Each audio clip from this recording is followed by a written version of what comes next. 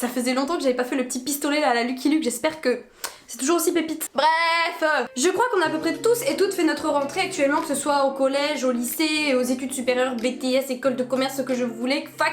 Je crois qu'on a tous à peu près fait notre rentrée. Même professionnelle d'ailleurs, hein, pour les gens qui travaillent. Good job guys! Si vous avez regardé ma dernière vidéo ou que vous me suivez sur les réseaux sociaux, vous devez peut-être savoir que je suis en 3e année de licence de droit international et européen. Il s'avère que cela fait déjà 2 semaines que j'ai repris les cours, que j'ai fait ma rentrée. Et ce week-end, alors que j'étais en plein mental breakdown, en train de faire ma dissertation juridique là, pour mon TD, je me suis dit pourquoi ne pas faire une vidéo sur la fac et plus particulièrement sur la fac de droit puisque c'est celle où je suis depuis plus de 2 ans donc que je connais le mieux. So, here we are. C'est cadeau. Je sais que ça fait plaisir à vos oreilles. How could this happen to me?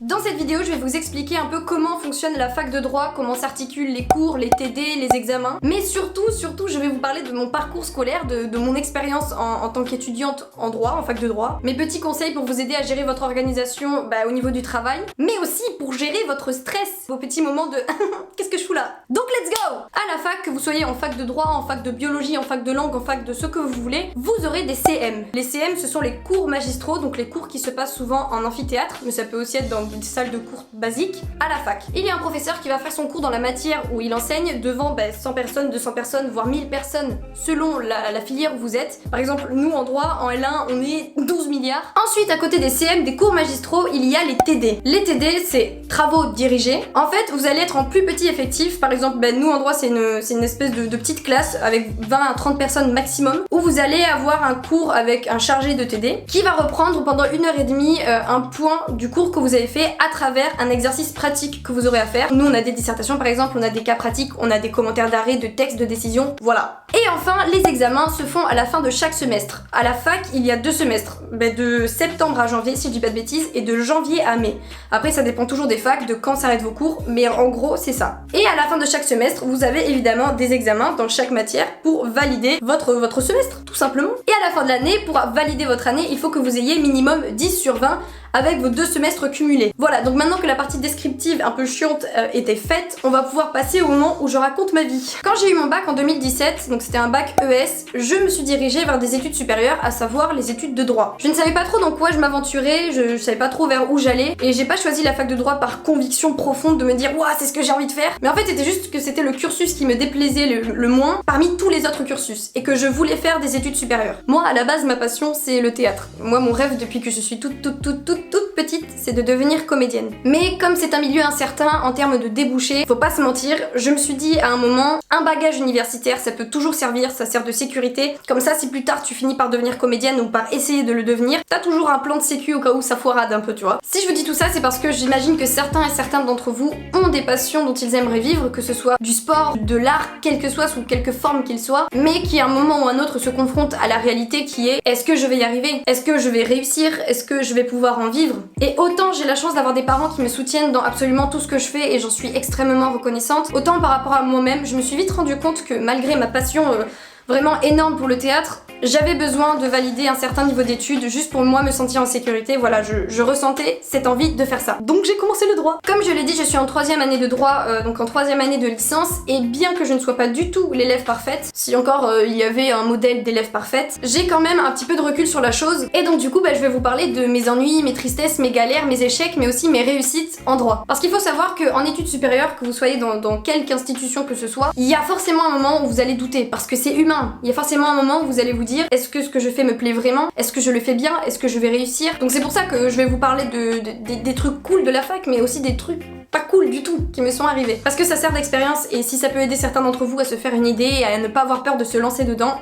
c'est là que j'interviens les gars. Donc en 2017, je suis arrivée à la fac de droit avec plein d'idées toutes faites sur la fac que j'avais entendues de mes professeurs ou d'étudiants en droit ou à la fac. Et quoi qu'on en dise, ce sera jamais la même chose de vous faire votre propre avis sur la fac en y étant que d'entendre ceux des autres. Donc déjà on m'avait dit, tu verras, il y a beaucoup de gens en droit, en L1 notamment.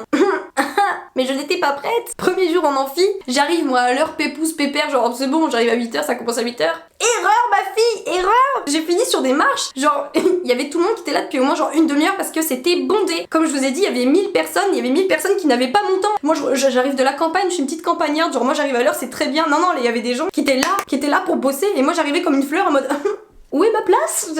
J'ai pas signé pour être sur des marches, moi. Bah si, ma fille, t'arrives pas à l'heure, t'es sur les marches, qu'est-ce que tu veux que je te dise? Donc déjà, voilà, il y a beaucoup de monde, et puis tout de suite, les profs vous mettent dans le bain, à vous dire que, voilà, vous êtes des grands, vous êtes à la fac, le lycée c'est derrière vous, il y a un grand fossé qui vous sépare du lycée, il y a une autonomie que vous devez gérer, qui n'est pas synonyme de liberté, mais juste une façon d'organiser votre travail vous-même, personnellement. Donc toi, t'es là, pour toi, le bac, ça a été une des choses les plus difficiles de ta vie, et tu te retrouves là à te dire qu'en fait, c'est rien, c'est tout ce qui s'est passé, que maintenant, ça se joue. Ah ouais, yes. Après, voilà, je parle, je rigole, etc. Mais tout ce que vont vous dire les profs sur l'autonomie, sur votre liberté par rapport au travail, c'est vrai. Le truc qu'il faut savoir, c'est que les CM, donc les cours magistraux en amphi, vous n'êtes pas obligé d'y aller, la présence n'est pas obligatoire. Les TD, c'est autre chose parce qu'il y a des règles par rapport aux absences injustifiées, mais pareil, en TD, si vous n'avez pas envie de travailler, le prof il va pas venir vous chercher avec des pincettes comme au lycée. Et l'amphi, si vous y allez pas, le prof qui est 10 personnes, qui en ait 20, qui en ait 1000, il va faire son cours pareil. Ça, c'est vrai que c'est quelque chose dont on se rend compte assez vite. Toute l'autonomie, la liberté qu'on a par rapport au lycée, on s'en rend compte vraiment très vite. Donc moi, je suis ok,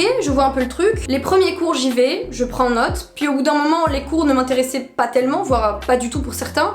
Donc j'ai commencé à ne plus aller en cours parce que j'avais les cours sur la page Facebook de la licence. J'ai récupéré des gens qui les postaient, qui eux étaient en cours. Mes TD, je les faisais un jour avant la date butoir où j'avais TD. Et mes examens, je les révisais littéralement une semaine avant qu'ils ne se passent. Très rapidement, en fait, c'est vraiment devenu de l'anarchie dans mon organisation par rapport au travail et mon rapport par rapport à la fac. Parce que le truc, c'est vraiment que la fac, ça vous demande une régularité dans votre travail très très forte. Et c'est trompeur. C'est trompeur parce que vous avez une telle liberté et une telle autonomie que vous pensez que vous avez le temps de faire les choses, de vous organiser vous-même, d'avoir du temps libre pour vous. Mais le truc, c'est qu'à la fac, le temps ça passe très vite. Les semaines de cours ça s'enchaîne, les cours ça s'enchaîne, ça va très très vite. Donc si vous laissez passer une semaine, 2 semaines, 3 semaines, waouh, genre vraiment la pilasse de connaissances que vous emmagasinez, pas du tout, c'est...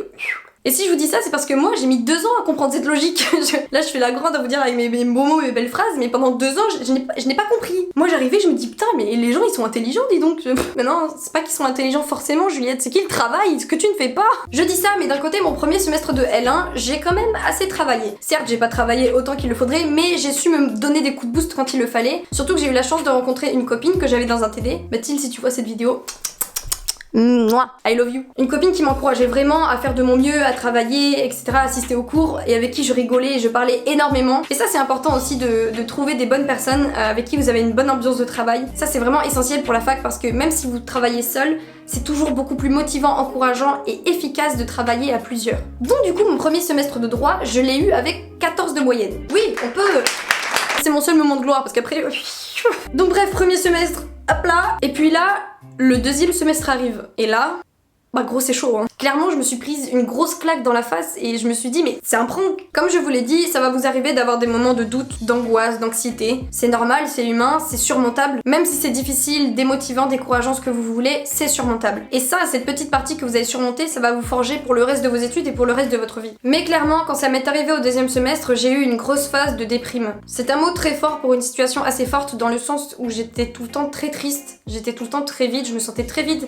Je me sentais vraiment déconnectée de tout, je me sentais vraiment seule. J'avais plus aucun goût à aller en cours. Mes TD, je les faisais à l'arrache, la veille au soir. En fait, je me suis vraiment prise la réalité dans la tronche, puissance 1000, de me dire mais qu'est-ce que tu fous là? Genre, concrètement, à quoi ça sert ce que tu fais maintenant? Et combien de fois j'étais là à 2h du matin à pleurer en train de faire mes TD que j'avais à rendre pour le lendemain 8h. Mais vraiment, sur ma chaise là, comme un petit pauvre animal, une petite pauvre chose. Et là, la constance, la régularité et surtout la qualité de mon travail, elle s'est dégradée. Parce que pendant vos études, votre hygiène de vie, votre état d'esprit, ce qui vous compose et ce qui compose votre routine au quotidien, ça va impacter de plein fouet votre évolution scolaire. Et quand j'ai eu cette grosse période de doute, de déprime, de mal-être, je suis passée de 14 de moyenne en TD, 14-15 à 7-8. Et le truc c'est que cette période-là, elle m'a paru extrêmement longue, mais à la fois extrêmement rapide, parce que comme je vous ai dit, le temps à la fac, ça passe vite, vite, vite. Donc du coup, j'ai fini mon année en ne validant pas mon deuxième semestre, j'ai eu 9 et des brouettes, mais comme j'avais eu 14 au premier, ça a fait une compensation qui a fait que je passe en L2. Et là, en deuxième année à la rentrée, je me suis dit ma fille, cette année c'est la bonne. Tu vas à tous tes cours, tu fiches au jour le jour, tes TD tu les fais dès que tu les as, une semaine avant tu les fais direct. Tes examens tu les révises dès que tu peux, pas une semaine avant comme à chaque fois. Bref, tu ne vas pas revivre le stress, l'anxiété, tous les échecs que tu as eu en première année de droit, cette fois c'est la bonne.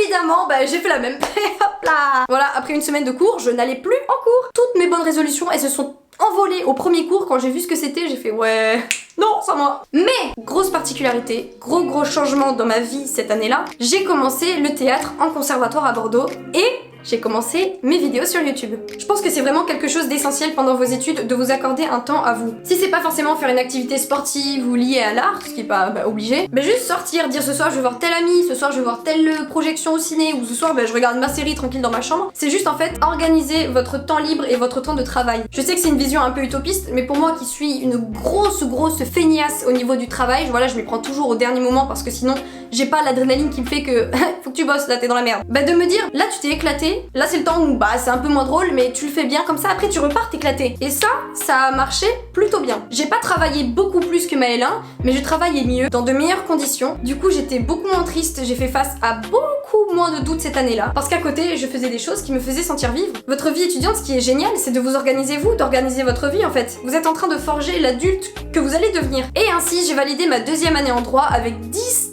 tout juste et des brouettes, genre encore une fois, je suis passée à l'as. Et donc il y a 2 semaines, j'ai fait ma rentrée, j'ai commencé à aller en cours, à me forcer à aller à tous les cours et franchement j'en suis très fière. C'est une motivation, c'est une routine qui est fondamentale et qui me fait un bien fou. Parce que même si sur tous les cours il y a la moitié qui me plaisent pas des masses, le fait d'y assister, le fait de prendre des notes, le fait d'écouter, même si je retiens pas tout le cours en soi, bien évidemment, ça fait trace. Faut pas vous fixer l'inimaginable de vous dire ouais, là je vais ficher ça à fond, je vais apprendre ça par cœur, etc. C'est juste de vous dire des petits objectifs et de les atteindre. Et voilà, moi mes petits objectifs là, c'était clairement d'aller à tous mes cours. Même quand j'avais 5 heures de cours d'affilée, de faire 5 heures de cours d'affilée. Et je l'ai fait. Si je vous dis ça, c'est pas pour me dire ouais, je l'ai fait, je suis trop forte, etc.